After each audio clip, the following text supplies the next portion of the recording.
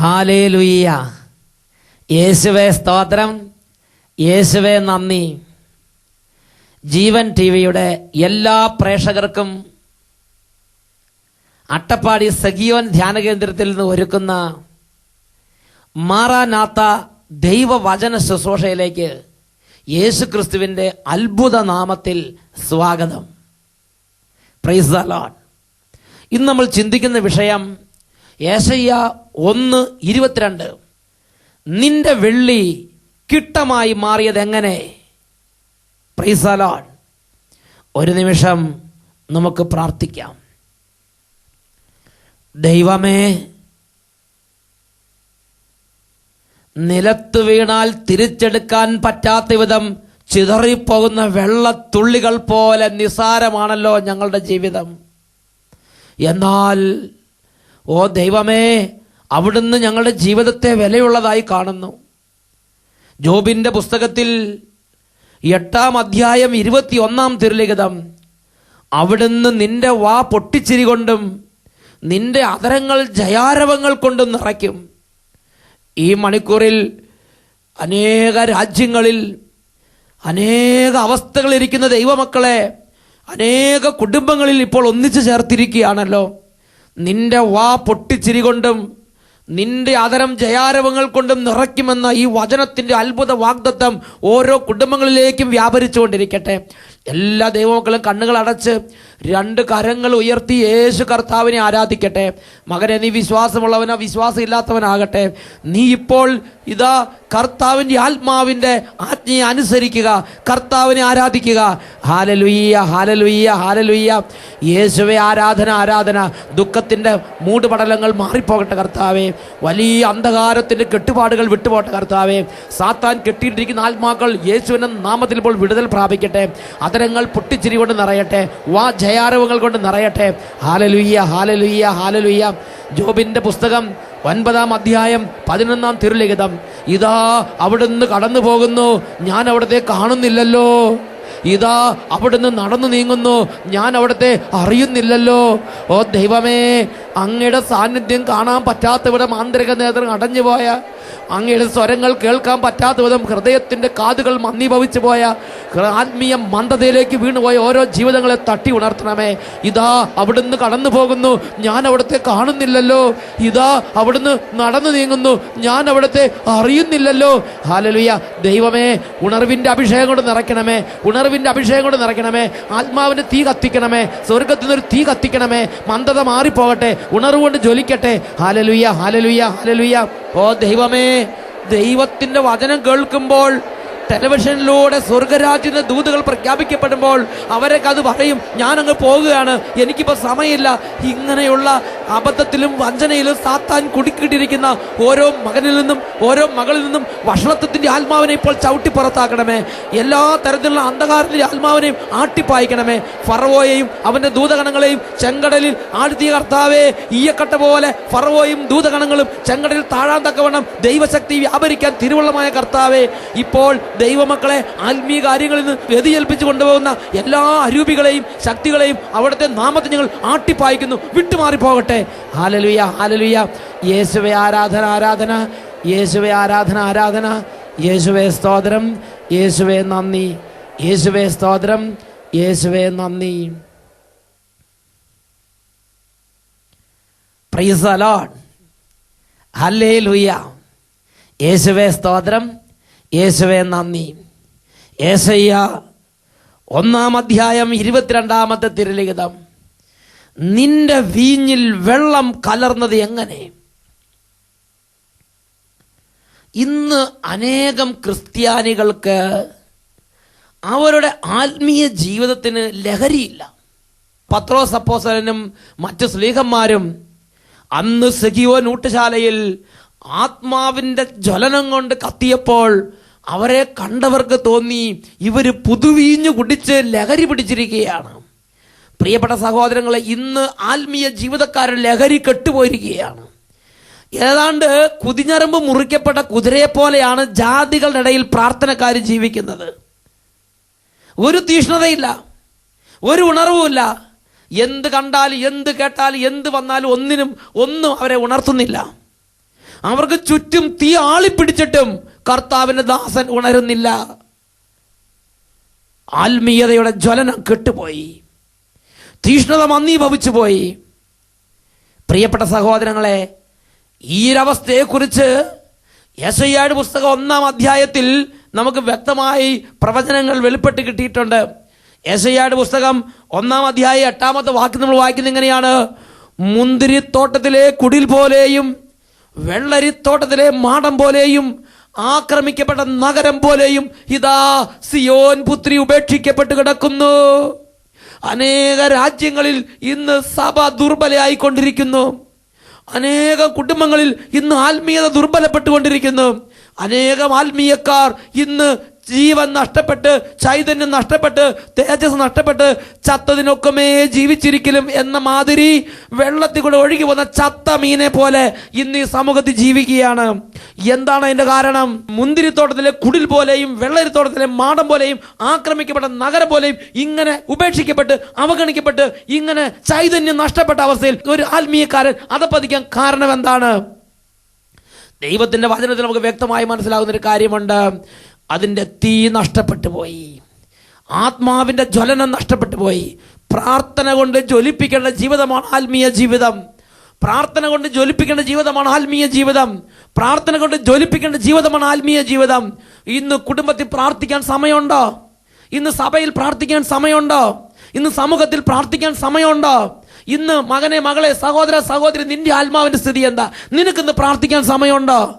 നിനക്ക് പ്രാർത്ഥനയ്ക്ക് എവിടെ സമയം? നിനക്ക് ഓഫീസിൽ പോകണ്ടേ? നിനക്ക് മാർക്കറ്റിൽ പോകണ്ടേ? നിനക്ക് ഭാര്യ വീട്ടിൽ പോകണ്ടേ? നിനക്ക് കുഞ്ഞുങ്ങളുടെ കാര്യം നോക്കണ്ടേ? പിള്ളേരെ ഒരുക്കി സ്കൂളിൽ വിടണ്ടേ? വൈകുന്നേരം വരെ ഭക്ഷണം വെച്ച് കൊടുക്കണ്ടേ? രാത്രിക്ക് താരാട്ട് പാടണ്ടേ? TV കാണണ്ടേ? ഇതെല്ലാം കഴിഞ്ഞ് എവിടെ പ്രാർത്ഥിക്കാൻ സമയം? ഇന്ന് നിനക്ക് പ്രാർത്ഥിക്കാൻ സമയമുണ്ടോ? പ്രാർത്ഥിക്കാൻ സമയം ഉണ്ടെങ്കിൽ തന്നെ എങ്ങനെയാണ് നിന്റെ പ്രാർത്ഥന? നിന്റെ പ്രാർത്ഥനയുടെ ക്ഷതങ്ങള് നിന്റെ ജീവിതത്തിന്റെ ആത്മീയതയിൽ നിന്നെ അലട്ടിക്കൊണ്ടിരിക്കും. വീഞ്ഞിൽ വെള്ളം കലർന്നതുപോലെയും വെള്ളിക്കിട്ടമായി മാറിയതുപോലെയും വിശ്വസ്ത നഗരം വേശിയായി തീർന്നതുപോലെയും ഉള്ളൊരു അനുഭവമായിരിക്കും നിന്റെ പ്രാർത്ഥന നഷ്ടപ്പെട്ടു പോയാൽ നിന്റെ ജീവിതത്തിൽ നീ അനുഭവിക്കുക. അതാണ് യെശയ്യായുടെ പുസ്തകം 1-ാം അധ്യായത്തിൽ മുഴുവൻ വിവരിക്കുന്നത്. പാപം അങ്ങോട്ട് ഇരച്ചു കയറി, ഏതാണ്ട് ഊത്ത കയറുന്നത് പോലെയാണ് പാപം ഇസ്രായേൽ ജനത്തിന്റെ ഇടയിലേക്ക് അങ്ങോട്ട് കയറിയത്. അങ്ങോട്ട് പാപം അങ്ങോട്ട് ഇരച്ചു കയറിയപ്പോ ഇസ്രായേലിന്റെ സ്ഥിതി എന്തായി? ജാതികളുടെ ഇടയിൽ വെള്ളരിത്തോട്ടത്തിലെ മാടം പോലെ ഇങ്ങനെ നോക്കുകുത്തിയായി നിൽക്കുകയാണ്. സമൂഹത്തിൽ എത്ര തിന്മ തലകുത്തി മറിഞ്ഞാലും ഒരു ചെറുവിരല് അതിനെതിരെ അനക്കാൻ പറ്റാത്ത വിധം നിസ്സഹായായി നിൽക്കേണ്ട ഒരു സ്ഥിതിയാണ് ഇന്ന് വെള്ളരിത്തോട്ടത്തിലെ മാടം പോലെയായ ആത്മീയക്കാരന്റെ സ്ഥിതി. കാരണം പ്രാർത്ഥനയുടെ തീ ഹൃദയത്തിൽ നിന്ന് സാത്താൻ എടുത്തു കളഞ്ഞു. പ്രാർത്ഥനയുടെ തീ കുടുംബത്തിൽ നിന്ന് എന്നോ വിട്ടുപോയി. ഹല്ലേലൂയ, യേശുവേ സ്തോത്രം, യേശുവേ നന്ദി. പ്രിയപ്പെട്ട സഹോദരങ്ങളെ, അപ്പോൾ നിങ്ങളിൽ ചിലരുടെ ഹൃദയങ്ങളിൽ ഇതാ സാത്താൻ ഒരു ചിന്ത വെക്കുകയാണ്. ഈ അച്ഛൻ പറഞ്ഞ പോലെയൊക്കെ പ്രാർത്ഥിക്കാൻ എവിടെ നേരം? ഞങ്ങൾ കുടുംബജീവിതക്കാര്, ഞങ്ങൾ സംഘടനകളുടെയും സ്ഥാപനങ്ങളുടെയും ഡയറക്ടർമാര്, ഞങ്ങൾ ഓരോ തിരക്കുള്ളവര്, അച്ഛന്മാരും സിസ്റ്റർമാരൊക്കെ പ്രാർത്ഥിക്കണം, ഞങ്ങൾക്ക് പ്രാർത്ഥിക്കാൻ എവിടെ നേരം? ഈ തിരക്കിന്റെ ഇടയിൽ ഈ ഡ്യൂട്ടി എല്ലാം കഴിഞ്ഞ് എങ്ങനെ ഞങ്ങൾ പ്രാർത്ഥിക്കും? ഇത് ലോകത്തിലെ ഒരു പ്രശ്നമാണ്. ഇന്ന് പ്രാർത്ഥിക്കാൻ സമയമില്ല. ഇന്ന് പ്രാർത്ഥിക്കാൻ സമയമില്ല. ഇന്ന് പ്രാർത്ഥിക്കാൻ സമയമില്ല. ഞാൻ നിങ്ങളോട് ചോദിക്കട്ടെ, നിങ്ങൾക്കൊരു പന്നിപ്പനി വന്നാൽ ചികിത്സിക്കാൻ നേരം ഉണ്ടല്ലോ, എന്നാൽ പ്രാർത്ഥിക്കാൻ സമയമില്ല. നിങ്ങളുടെ കുടുംബത്തിൽ ഒരു പ്രശ്നം വന്നാൽ, നിങ്ങളുടെ അപ്പനോ അമ്മയ്ക്കോ ഒരു കഠിനമായ ദുരന്തം ഉണ്ടായാൽ സമയം കണ്ടെത്തുമല്ലോ, എന്നാൽ പ്രാർത്ഥിക്കാൻ നേരമില്ല. എവിടെ പോയി നേരം? ഇതിനെക്കുറിച്ച് വലിയൊരു പണ്ഡിതൻ പഠിപ്പിക്കുന്ന ഒരു ഭാഗം ഞാൻ വായിച്ചത് ഓർമ്മിക്കുകയാണ്. ഒരു കമ്പനിയിൽ സീനിയർ എക്സിക്യൂട്ടീവ് ഓഫീസേഴ്സിന് ഒരു സമയം എങ്ങനെ കണ്ടെത്താം എന്നതിനെക്കുറിച്ച് ഒരു ക്ലാസ് കൊടുക്കാൻ ഒരു വലിയ പ്രൊഫസറെ വിളിച്ചു. ആ പ്രൊഫസർ വന്ന് ക്ലാസ് ആരംഭിക്കുകയാണ്. ആദ്യം തന്നെ ഈ വിദ്യാർത്ഥികളുടെ മുമ്പിൽ, ഈ സീനിയർ എക്സിക്യൂട്ടീവ്സിന്റെ മുമ്പിൽ വലിയൊരു വീപ്പക്കുറ്റി കൊണ്ടുവന്ന് വെച്ച്, വലിയൊരു ടംബ്ലർ, ഒരു വീപ്പ. എന്നിട്ട് ഈ എക്സിക്യൂട്ടീവ്സിനോട് പറഞ്ഞു, നിങ്ങൾ ഈ വീപ്പയ്ക്കകത്ത് ഈ ക്രിക്കറ്റ് ബോൾ പോലെയുള്ള ബോളുകൾ നിറയ്ക്കാൻ പറഞ്ഞു. അപ്പോൾ അവർ അത് കംപ്ലീറ്റ് നിറച്ചപ്പോൾ ചോദിച്ചു, പ്രൊഫസർ ചോദിച്ചു, നിറച്ചു കഴിഞ്ഞോ? അപ്പോൾ അവർ പറഞ്ഞു, കംപ്ലീറ്റ് ഫുള്ളായിട്ട് നിറച്ചു എന്ന് പറഞ്ഞു. ഇനിയും പോലുള്ള സ്ഥലമുണ്ടോ? അവർ പറഞ്ഞു ഇനി ഒട്ടും സ്ഥലമില്ല, നിരക്കെ നിറച്ചു കഴിഞ്ഞു എന്ന് പറഞ്ഞു. വീണ്ടും ആ പ്രൊഫസർ പറഞ്ഞു എന്നാൽ അതിൽ ഇനിയും സ്ഥലമുണ്ട്. അവരോട് പറഞ്ഞു കുറച്ച് ചെറിയ ചരൽ കൊണ്ടുവരാൻ പറഞ്ഞു. ആ ചരൽ കൊണ്ടുവന്നു. അവരോട് പറഞ്ഞു അതിനകത്ത് ഇടാൻ പറഞ്ഞു. ഇട്ടു. പതുക്കെ പതുക്കെ അനക്കിക്കൊണ്ടിരുന്നു. ചരൽ അതിൻ്റെ ഇടയിൽ കൂടെ ഇറങ്ങിപ്പോയി. കുറേ ചരൽ ആ വീപ്പയ്ക്കകത്തേക്ക് ഇറങ്ങി.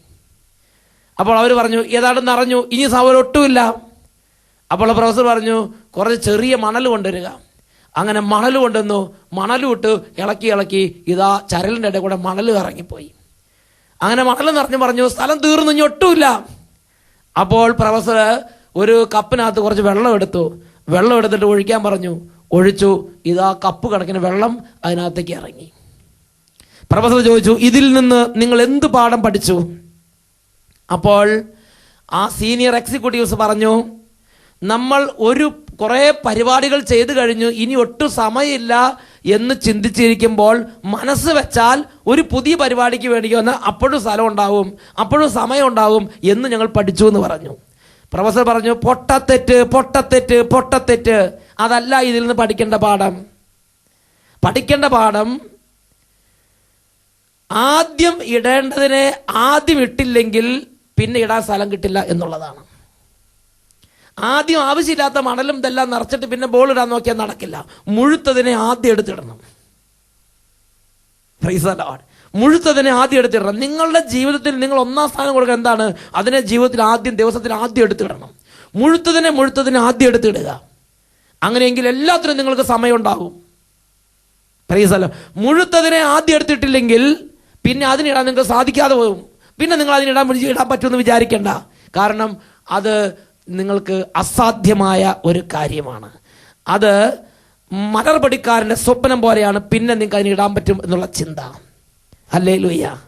യേശുവേ സ്തോത്രം, യേശുവേ നന്ദി. പ്രിയപ്പെട്ട സഹോദരങ്ങളെ, ജീവിതത്തിന് ഒരു മുൻഗണനാക്രമം വേണം. ഇന്ന് സത്യത്തിൽ എന്താ സംഭവിച്ചുകൊണ്ടിരിക്കുന്നത്? ഏറ്റവും പ്രധാനപ്പെട്ട കാര്യം അടിയന്തര കാര്യത്തിന് വേണ്ടി മാറ്റിവെക്കുന്ന സ്ഥിതിയല്ലേ? ചിന്തിച്ചു നോക്ക്. ഒരു എമർജൻസി കാര്യം വന്നു, കുട്ടി കരഞ്ഞു, ഉടനെ പ്രാർത്ഥന മാറ്റി കുട്ടി. എമർജൻസി അടിയന്തര കാര്യത്തിന് വേണ്ടി പ്രധാനപ്പെട്ട കാര്യത്തെ മാറ്റിവെക്കുന്ന ദുരന്തമല്ലേ ഇന്ന് സമയമില്ലാതെ പോകുന്നതിന് കാരണം? പ്രിയപ്പെട്ട മക്കളെ, ഇത് സംഭവിക്കരുത്. മുഴുത്തതിനെ ആദ്യം എടുത്ത് ജീവിതത്തിൽ ഒന്നാം സ്ഥാനം കൊടുക്കുന്ന കാര്യങ്ങൾ ആദ്യം ജീവിതത്തിൽ ചെയ്യണം. നീ കുർബാനയ്ക്ക് ഒന്നാം സ്ഥാനം കൊടുക്കണുണ്ടോ? അതിനാവശ്യത്തിന് സമയം ആദ്യം കൊടുക്കണം. നീ ജപമാലയ്ക്ക് ഒന്നാം സ്ഥാനം കൊടുക്കണുണ്ടോ? അതിനാവശ്യത്തിന് സമയം ആദ്യം കൊടുക്കണം. നീ സന്ധ്യാപ്രാർത്ഥനയ്ക്ക് നീ പ്രാധാന്യം കൊടുക്കുന്നുണ്ടോ? അതിനാവശ്യത്തിന് സമയം കൊടുക്കണം. അതിനാവശ്യത്തിന് സമയം കൊടുത്താൽ ബാക്കി എല്ലാ കാര്യങ്ങളും ചെയ്യാൻ നിനക്ക് കഴിയും. ഇത് ഉറപ്പാണ്. ബാക്കി എല്ലാ കാര്യങ്ങളും ചെയ്യാൻ നിന്നെ ശക്തനാക്കുന്നത് നീ ഒന്നാം സ്ഥാനം കൊടുക്കേണ്ടതിന് ഒന്നാം സ്ഥാനം കൊടുക്കുന്ന വഴിയാണ് നീ എല്ലാ കാര്യങ്ങളും ചെയ്യാൻ പ്രാപ്തനായി മാറുന്നത്. Price the Lord. അതാണ് ഫിലിപ്പിയ ലേഖനം വായിക്കുന്നത്, എന്നെ ശക്തനാക്കുന്നവനിലൂടെ എനിക്ക് എല്ലാം ചെയ്യാൻ കഴിയും. നിങ്ങളെ ഞാൻ വെല്ലുവിളിക്കുകയാണ്. ഐ ചാലഞ്ച് ചെയ്യൂ. നിങ്ങളൊന്ന് പരീക്ഷിച്ച് നോക്ക്. നിങ്ങളുടെ ജീവിതത്തിൽ ഏറ്റവും സ്ഥാനം കൊടുക്കുന്നതിന് ആദ്യം അങ്ങോട്ട് ചെയ്യുക. അതിന് സമയം കൊടുത്ത് നോക്കുക. എങ്കിൽ ബാക്കി എല്ലാത്തിനും സമയം കിട്ടും. Price the Lord. ഹല്ലേലൂയ. പ്രിയപ്പെട്ട സഹോദരങ്ങളെ, ദൈവത്തിന്റെ വചനം ഹോസിയ പ്രവാചന പുസ്തകത്തിൽ പഠിപ്പിക്കുകയാണ്. ഹോസിയ പ്രവാചന പുസ്തകം 10-ാം അധ്യായം 4 മുതലുള്ള വാക്യങ്ങൾ. ഉഴവ് ചാലുകളിൽ വിഷമുള്ളുകൾ മുളയ്ക്കുന്നത് പോലെ ഇസ്രായേലിൽ വ്യവഹാരങ്ങൾ പൊന്തി വരുന്നു. ഈ പ്രാർത്ഥനയുടെ തീ അങ്ങോട്ട് ഇറങ്ങിപ്പോയാൽ അവിടെ പാപം കട്ടപിടിക്കും. ഉഴവ് ചാലുകളിൽ വിഷമുള്ളുകൾ പൊന്തി വരുന്നത് പോലെ, മുളച്ചു വരുന്നത് പോലെ ഇസ്രായേലിൽ വ്യവഹാരങ്ങൾ പൊന്തി വരുന്നു. ആവശ്യമില്ലാത്ത ഒരുപാട് വ്യവഹാരങ്ങൾ ജീവിതത്തിൽ തലപൊക്കാനുള്ള ഒരു കാരണം ഈ ആവശ്യമില്ലാത്ത കാര്യങ്ങളെ ജീവിതത്തിൽ നിന്ന് ദൂരെയാകുന്ന പ്രാർത്ഥനയുടെ അഗ്നി കുടുംബത്തിൽ നിന്നും ജീവിതത്തിൽ നിന്നും കെട്ടുപോയതത്രേ. ഹല്ലേലൂയ. യേശുവേ സ്തോത്രം, യേശുവേ നന്ദി. ഹോസിയ പ്രവാചന പുസ്തകം 8-ാം അധ്യായത്തിൽ 8-ാമത്തെ തിരുലിഖിതത്തിൽ പഠിപ്പിക്കുന്നത് എങ്ങനെയാണ്? ഇസ്രായേൽ വിഴുങ്ങപ്പെട്ടിരിക്കുന്നു. ജനതകളുടെ ഇടയിൽ ഉപയോഗശൂന്യമായ പൊട്ടപാത്രം പോലെയായി അവൾ മാറിക്കഴിഞ്ഞു. ഇന്ന് ചിന്തിച്ചു നോക്ക് സ്ഥിതി എന്താന്ന്. ഓഫീസിൽ ചെന്നാൽ, ബസ്സിൽ കയറിയാൽ, മാർക്കറ്റിൽ പോയാൽ, റോട്ടിലിറങ്ങിയാൽ, സിനിമാശാലയിൽ ചെന്നാൽ, ഷോപ്പിംഗ് കോംപ്ലക്സിൽ ചെന്നാൽ നിയമവിദഗ്ധരുടെ അടുത്തേക്ക് ചെന്നാൽ, കോടതിയിൽ ചെന്നാൽ, പോലീസ് സ്റ്റേഷനിൽ ചെന്നാൽ നിങ്ങൾ ചിന്തിച്ചു നോക്ക്, ആത്മീയത്തിന്റെ സ്ഥിതി എന്താണ്? അവിടെ ആത്മീയതയുണ്ടോ? അവിടെ ദൈവികമായ ചിന്തയുണ്ടോ? ദൈവവിചാരം അവിടെ പുലരുന്നുണ്ടോ? നീതിപീഠത്തിൽ ദൈവവിചാരം പുലരുന്നുണ്ടോ? പത്രമാധ്യമങ്ങളിൽ നിങ്ങൾ ചിന്തിച്ചു നോക്ക്, ഇടം വലം തിരിഞ്ഞ് ചിന്തിച്ചു നോക്ക്. ഇതാ ഉപയോഗശൂന്യമായ പൊട്ടപാത്രം പോലെ ഇസ്രായേൽ മാറ്റപ്പെട്ട് കഴിഞ്ഞു. എല്ലായിടത്തു നിന്നും ദൈവവിചാരം അറ്റുപോയി. എന്താ കാരണം? ദൈവിക കാര്യങ്ങൾ പടിയിറങ്ങിപ്പോയി. എന്താ കാരണം? സമൂഹത്തിൽ ആത്മീയത ഒരു വിലയില്ലാത്തതായി അവതരിപ്പിക്കപ്പെടും. എന്താ കാരണം? ഇതാ പ്രാർത്ഥനയുടെ അഗ്നി കെട്ടുപോയ നാമമാത്ര വിശ്വാസികൾ തന്നെ.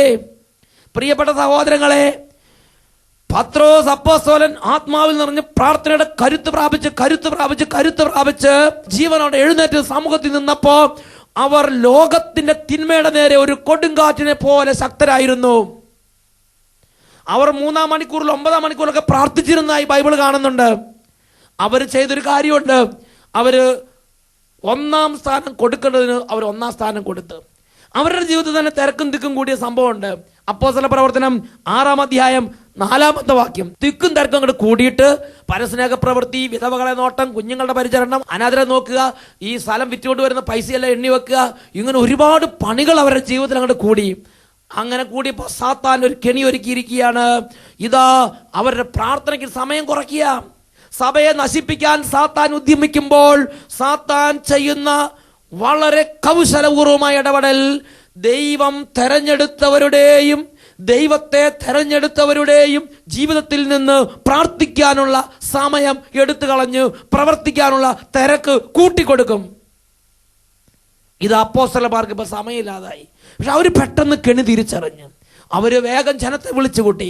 അവര് പറഞ്ഞു, എൻ്റെ സഹോദരന്മാരെ, പരിശുദ്ധാത്മാവ് നിറഞ്ഞ് തീഷ്ണതയുള്ള മിട്ടുമിടുക്കന്മാരായ കുറച്ച് ഡീക്കന്മാരെ തെരഞ്ഞെടുത്ത് ഈ ചുമതല അവരെ ഏൽപ്പിക്കുക. ഞങ്ങൾ അപ്പോസ്തലന്മാർ പ്രാർത്ഥനയിലും ദൈവവചന ശുശ്രൂഷയിലും നിരന്തരം വ്യാപരിച്ചു കൊള്ളാം. അവർ പ്രയോറിറ്റി കൊടുത്തു. കൊടുക്കേണ്ട സ്ഥാനം, വില കൊടുക്കേണ്ടതിന് വില കൊടുത്തു. 1-ാം സ്ഥാനം കൊടുക്കേണ്ട മുഴുത്തതിന് ആദ്യം എടുത്തവരിട്ടു. പ്രാർത്ഥന, പിന്നെ ദൈവവചന ശുശ്രൂഷ. പ്രിയപ്പെട്ട സഹോദരങ്ങളെ, ഒരു മനുഷ്യന് ജീവിതം ഒരു ദിവസം എന്തെല്ലാം കാര്യങ്ങൾ ചെയ്ത് തീർക്കാം. എന്നാൽ മുഴുത്തതിന് ആദ്യം എടുത്തിടണം. ചെയ്യേണ്ട ഏറ്റവും പ്രധാന പ്രവൃത്തിക്ക് 1-ാം സ്ഥാനം കൊടുക്കണം. അപ്പോസ്തലന്മാർ പ്രാർത്ഥനയ്ക്കും വചന ശുശ്രൂഷയ്ക്കും പ്രയോറിറ്റി കൊടുത്തു. മുൻഗണന അവർ അതിന് കൊടുത്തു. അപ്പോസ്തല പ്രവർത്തനം 6:4 നമ്മൾ വായിക്കുന്നത്, ഞങ്ങൾ പ്രാർത്ഥനയിലും ദൈവവചന ശുശ്രൂഷയിലും നിരന്തരം വ്യാപരിച്ചു കൊള്ളാം. പ്രിയപ്പെട്ട സഹോദരങ്ങളെ, പ്രഭാഷകന്റെ പുസ്തകം 15-ാം അധ്യായം 15-ാം തിരുലിഖിതം, മനസ്സ് വെച്ചാൽ നിനക്ക് കൽപ്പനകൾ പാലിക്കാൻ കഴിയും. വിശ്വസ്തതാപൂർവം പ്രവർത്തിക്കണമോ വേണ്ടയോ എന്ന് തീരുമാനിക്കുന്നത് നീയാണ്. ഈ വചനം കേട്ടുകൊണ്ടിരിക്കുന്ന എൻ്റെ പ്രിയ ദൈവ പൈതലേ, എൻ്റെ സഹോദര സഹോദരി, അപ്പച്ച അമ്മച്ചി, നീയാണ് തീരുമാനിക്കേണ്ടത്. നിന്റെ കുടുംബത്തിൽ പ്രാർത്ഥനയ്ക്ക് നീ സ്ഥാനം കൊടുക്കണോ? നിന്റെ കുടുംബത്തിൽ നീ വീര്യമുള്ള വീഞ്ഞിനെ പോലെ ആത്മീയത ശക്തിയുള്ളവനായിരിക്കണോ? അതോ വെള്ളരിത്തോട്ടത്തിലെ മാടം പോലെയും മുന്തിരിത്തോട്ടത്തിലെ കുടിൽ പോലെയും ആക്രമിക്കപ്പെട്ട നഗരം പോലെയും ചത്തതിനൊക്കെ ജീവിച്ചിരിക്കുന്ന വിധത്തിൽ ഇങ്ങനെ ആത്മീയ കാര്യങ്ങളിൽ ജീർണിച്ചൊരവസ്ഥയിൽ ഇരിക്കാനാണോ നീ ആഗ്രഹിക്കുന്നത്? നീ ആത്മീയ മേഖലയിൽ വീഞ്ഞു കുടിച്ച് ലഹരി പിടിച്ചവരെ പോലെ ആത്മീയമായി ലഹരി പിടിച്ച് ഒരു കൊടുങ്കാറ്റിന് ശക്തിയുള്ളവരായിരിക്കണമെങ്കിൽ പ്രാർത്ഥനയ്ക്ക് ഒരുപാട് സ്ഥാനം കൊടുക്കണം. പ്രാർത്ഥനയെ ഒരുപാട് സ്നേഹിക്കണം. ഹല്ലേലൂയ. ഈ നിമിഷങ്ങളിൽ നമുക്ക് പ്രാർത്ഥിക്കാം. ദൈവമേ, ജെറമിയ പ്രവാചകന്റെ പുസ്തകം 6-ാം അധ്യായം 7-ാം തിരുലിഖിതം, കിണറ്റിൽ പുതുവെള്ളം നിറയുന്നത് പോലെ ജെറൂസലേമിൽ പുതിയ പുതിയ പാപങ്ങൾ പൊന്തി വരുന്നു. ഓ ജെറൂസലം, ജെറൂസലം, നീ എൻ്റെ താക്കീത് കേൾക്കുന്നില്ലെങ്കിൽ ഞാൻ നിന്നെ വിട്ടകലും. നീ ഒരു മരുഭൂമി പോലെയായി മാറും. അപ്പാ, ഇന്ന് മരുഭൂമി പോലെ ആത്മീയ ജീവിതം ശക്തിയറ്റ് ജീവനറ്റ് തളർന്ന അവസ്ഥയിൽ കിടക്കുകയാണ്. ഈ മരുഭൂമി അനുഭവത്തിലേക്ക് ഒരു പുതുമഴ പെയ്യിക്കണമേ. വാടിത്തളർന്നിരിക്കുന്ന അങ്ങയുടെ അവകാശത്തെ പൂർവ്വസ്ഥിതിയിലാക്കാൻ ഒരു മഴ, ഒരു ആത്മീയ മഴ, പരിശുദ്ധാത്മ മഴ ഞങ്ങൾക്ക് നൽകണമേ. കരങ്ങൾ ഉയർത്തി ഉറക്കെ സ്തുതിക്കട്ടെ. Hallelujah, hallelujah, hallelujah. ഓ സ്വർഗത്തിൻ്റെ അഭിഷേകമേ, പ്രാർത്ഥനയുടെ അഭിഷേകമേ, വിശുദ്ധിയുടെ അഭിഷേകമേ, ദൈവിക കാര്യങ്ങളിൽ അഭിമാനങ്ങളാൽ പ്രേരിപ്പിക്കുന്ന പരിശുദ്ധാത്മാവേ, ഹൃദയത്തിൻ്റെ ഉള്ളറകളിലേക്ക് വ്യാപരിക്കണമേ. വഷളത്വത്തിൻ്റെ ആത്മാവിനെ ചവിട്ടി പുറത്താക്കണമേ. അത്ഭുതത്തിൻ്റെ ആത്മാവേ, വിശുദ്ധിയുടെ ആത്മാവേ, ഹൃദയങ്ങളെ ജ്വലിപ്പിക്കണമേ. Hallelujah, hallelujah. യേശുവേ ആരാധന, ആരാധന, ആരാധന. യേശുവേ സ്തോത്രം, യേശുവേ നന്ദി, യേശുവേ സ്തോത്രം, യേശുവേ നന്ദി. Price the Lord. ഹല്ലേലൂയ.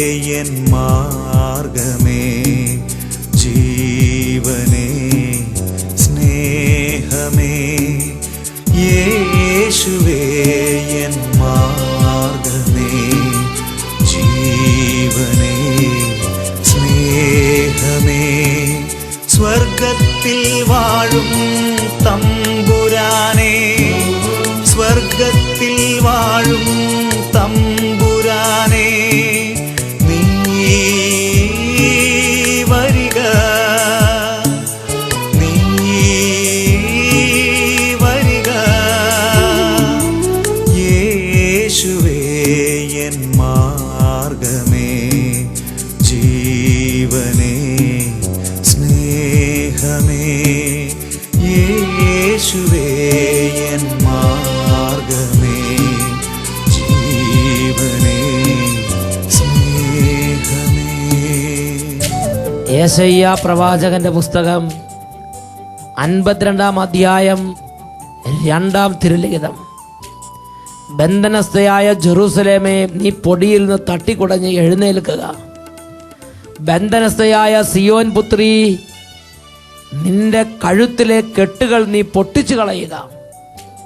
2 കരങ്ങളും ഈശോയുടെ സന്നിധിയിലേക്ക് ഉയർത്തി ഇപ്പോൾ ഏതൊക്കെ മേഖലകളിലാണോ തടസ്സങ്ങൾ അനുഭവിക്കുന്നത്, ആ തടസ്സത്തിൻ്റെ കെട്ടുകളിൽ നിന്നൊരു വിടുതലനായി യേശുവിൻ്റെ നാമത്തെ വിളിക്കുക.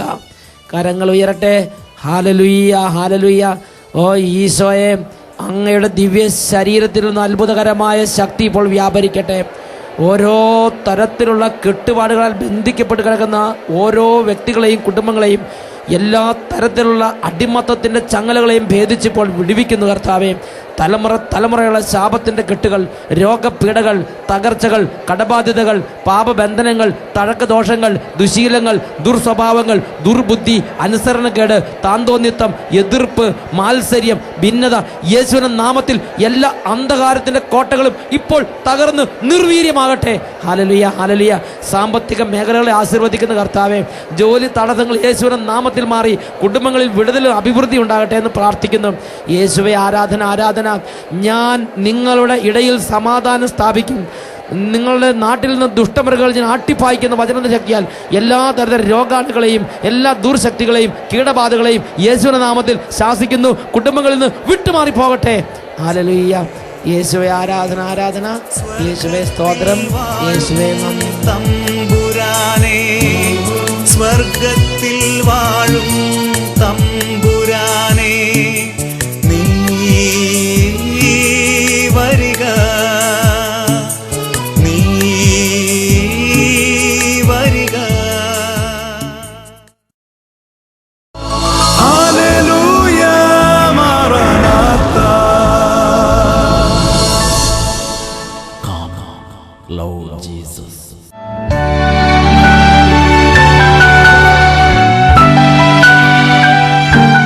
എൻ്റെ പേര് ഷൈനി. എൻ്റെ വീട് കള്ളമലയാണ്. ഞാനിപ്പോൾ താമസിക്കുന്നത് പെരിന്തൽമണ്ണയിലാണ്.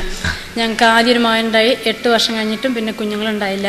അപ്പോൾ ഞാനിവിടെ ആദ്യ വെള്ളിയാഴ്ചകളിലും പറ്റുന്ന വെള്ളിയാഴ്ചകളിലും വന്ന് ധ്യാനത്തിൽ പങ്കെടുത്തിരുന്നു. അപ്പോൾ എന്നും പ്രാർത്ഥിച്ചിരുന്ന ഒരു കുഞ്ഞിനെ കൂടി ദാനമായി നൽകണമെന്ന്.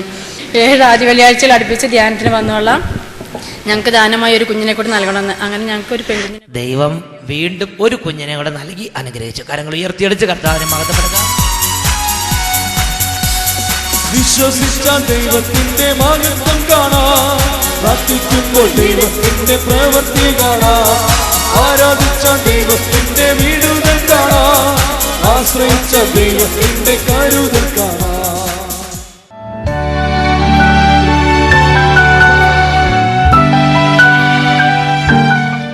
യേശുവെ നന്ദി, യേശുവെ സ്തോത്രം. എൻ്റെ പേര് ഷീജ, ഞാൻ ചങ്ങനാശ്ശേരിയിൽ നിന്ന് വരുന്നു. എൻ്റെ ഭർത്താവിന് വേണ്ടിയിട്ടാണ് ഈ സാക്ഷ്യം പറയുന്നത്. കൊച്ചിയിലെ ചെറുപ്പത്തിലൊന്ന് വീണതാ. 23 വർഷമായിട്ട് നടുവേദനയായിട്ട്. ഞങ്ങൾ UK ജോലി ചെയ്യുന്നത്. 23 വർഷമായ നടുവേദന. അപ്പോൾ ഒരു പാർട്ട് ടൈം ജോലിയും കൂടെ ചെയ്യാതെ ജീവിക്കാൻ പറ്റത്തില്ല. പക്ഷേ നടുവേദന ആയത് കാരണം പാർട്ട് ടൈം ജോലി ചെയ്യാൻ പറ്റിയില്ല. സൈക്കിളിന് വേണം പോവാൻ. അപ്പോൾ പാർട്ട് ടൈം ജോലിയൊന്നും ചെയ്യാതെ ഒരു ചെറിയ ജോലി കൊണ്ട് മാത്രം ജീവിക്കുമായിരുന്നു. കഴിഞ്ഞ നവംബറിൽ അച്ഛൻ്റെ ധ്യാനം കൂടി ഞങ്ങളവിടെ. കഴിഞ്ഞ നവംബറിൽ അട്ടപ്പാടിയിൽ നമ്മൾ പോയിട്ട് നമ്മുടെ സെക്യൂൺ ടീം മാഞ്ചസ്റ്ററിലൊരു ധ്യാനം ഉണ്ടായിരുന്നു, അതിലിവർ കൂടി. അന്ന് കൗൺസിലിങ്ങിൻ്റെ സമയത്ത് ബ്രദർ ഇവിടെ വേദനയില്ലേന്ന് ചോദിച്ചു. അപ്പോൾ ആ ഹസ്ബൻഡ് പറഞ്ഞു ശരി ഉണ്ട് എന്ന് പറഞ്ഞു. അപ്പോഴും നമുക്ക് വിശ്വാസമില്ല അത് ദൈവം സുഖപ്പെടുത്തിയെന്ന്. അത് കഴിഞ്ഞ് വീട്ടിൽ വന്നിട്ട് പറഞ്ഞു എടി എനിക്ക് നടുവേദനയില്ല. അത് പിറ്റേ ദിവസം മുതൽ സൈക്കിളിനാണ് 50 മിനിറ്റ് അങ്ങോട്ടും 50 മിനിറ്റ് ഇങ്ങോട്ടും ചവിട്ടി വരും, ഒരു കുഴപ്പമില്ല. എന്നിട്ട് എന്നോട് പറഞ്ഞു നീ വേഗം പോയി സാക്ഷ്യം പറയണം, കാരണം എൻ്റെ കൂട്ടത്തിൽ ഹസ്ബൻഡ് വന്നിട്ടില്ല, ലീവ് കിട്ടിയില്ല. അപ്പോൾ അതുകൊണ്ട് ഞാൻ വന്നതാണ്. അവിടുന്ന് UK സാക്ഷ്യം പറയാൻ വേണ്ടി ഇങ്ങോട്ട് പറഞ്ഞയച്ചിരിക്കുകയാണ്. Praise the Lord, hallelujah. കരങ്ങൾ ഉയർത്തിയടിച്ച് കർത്താവിനെ.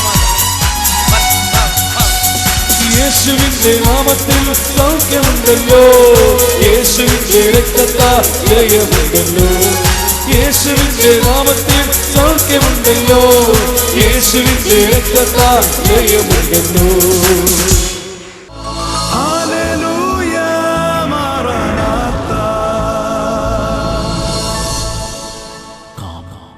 Lord Jesus.